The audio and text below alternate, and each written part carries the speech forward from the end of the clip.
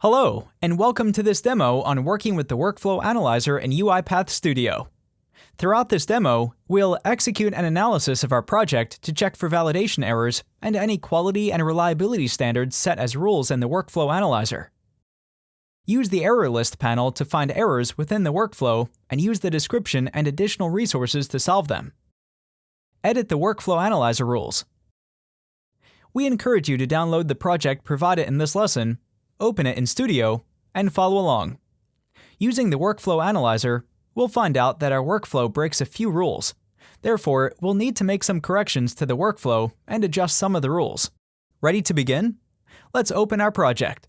In this flowchart, we have two activities: Read Range, which reads the Excel data into a data table, and Use Application Browser, which navigates to the RPA Challenge webpage. There is a deep nesting of type-into activities inside the workflow. At first glance, there seems to be no validation errors. In order to ensure compliance with best practices, the next step is to analyze the project. By doing so, we ensure that our project meets the highest standards of quality and reliability. On the Design ribbon, there is an option called Analyze File. This one performs an analysis on the file currently focused within the Designer panel.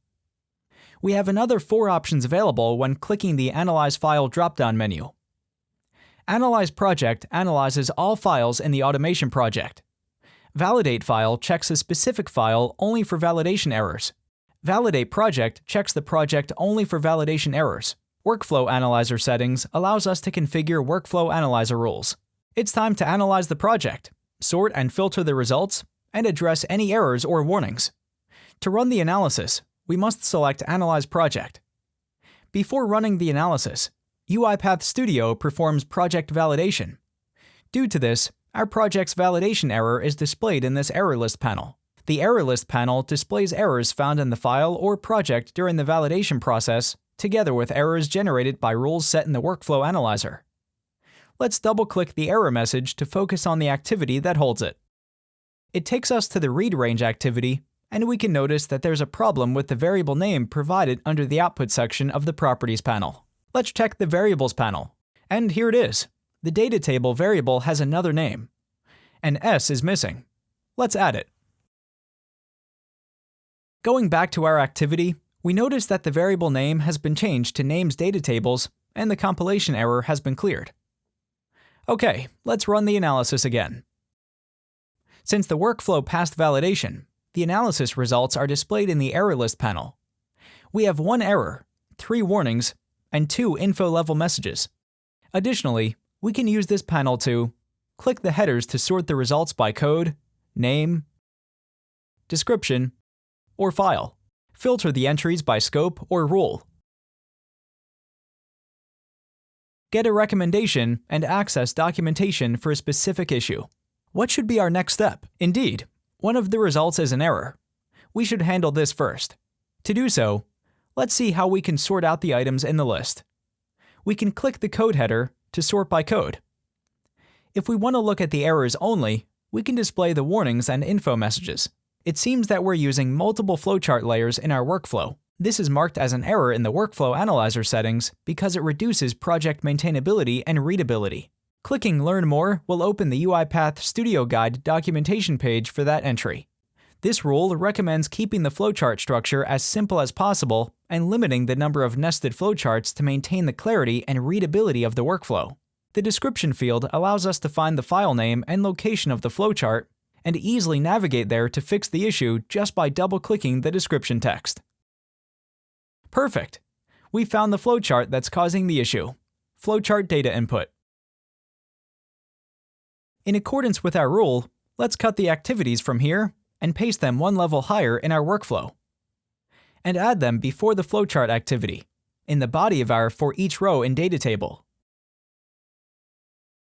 Lastly, let's delete this flowchart. Okay, let's run workflow analysis again to check if the error is resolved. And it is! But wait, we now have 4 validation errors. The reason for this is that we've copied and pasted flowchart activities without extending the scope of the variables. When we removed the flowchart, the related variables were removed as well. The error messages inform us that the variables have not been declared. Let's create the variables first name and last name to address this issue. In case we get validation errors for the getLastName and getFirstName assign activities, we just need to refresh the expression. We can do this by typing the toString method at the end and removing it. Now let's run the analyzer again. Great! We solved the errors. Let's also check the warning messages. It seems that our workflow breaks 3 rules. The read range activity has a default name. The data table variable should start with a DT prefix, and we must have at least one log message added in the main workflow. Let's change the name of the read range activity and add the log message.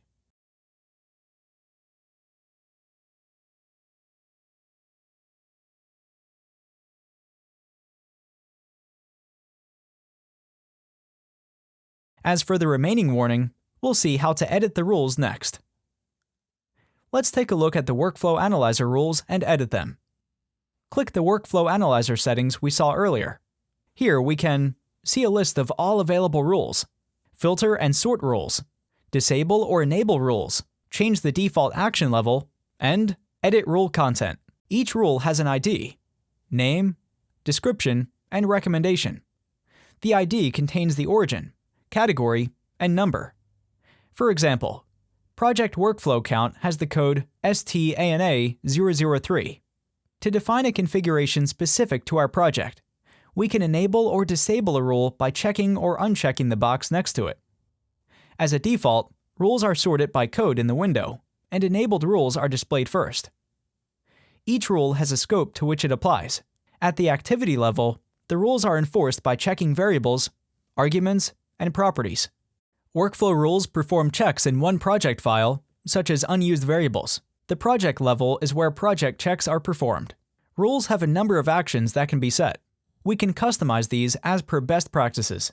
Error generates an error in the error list panel.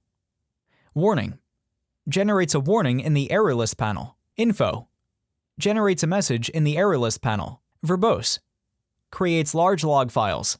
Let's make use of the search functionality and look for our variable. For the prefix data table variables, we can see the recommendation to add the DT_ prefix to data table variables.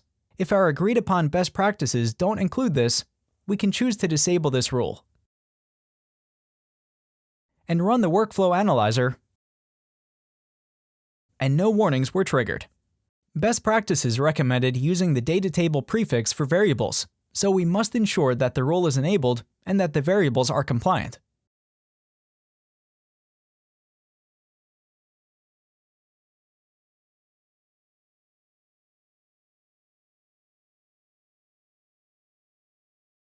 Let's add the DT prefix for our variable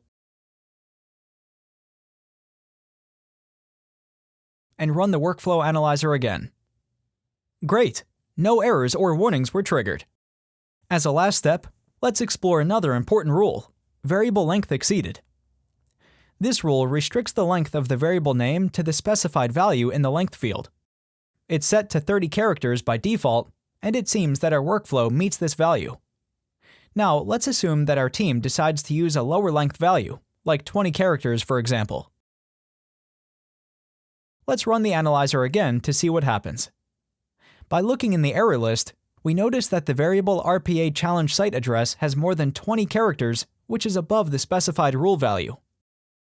In such cases, we should consider shortening the variable name. For example, RPA challenge URL.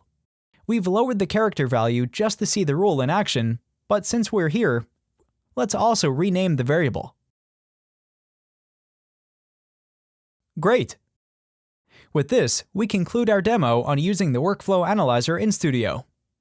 To summarize, the Workflow Analyzer employs a set of rules to identify inconsistencies in a project or file, which must be resolved before any further actions can be taken, such as debugging, running, or publishing.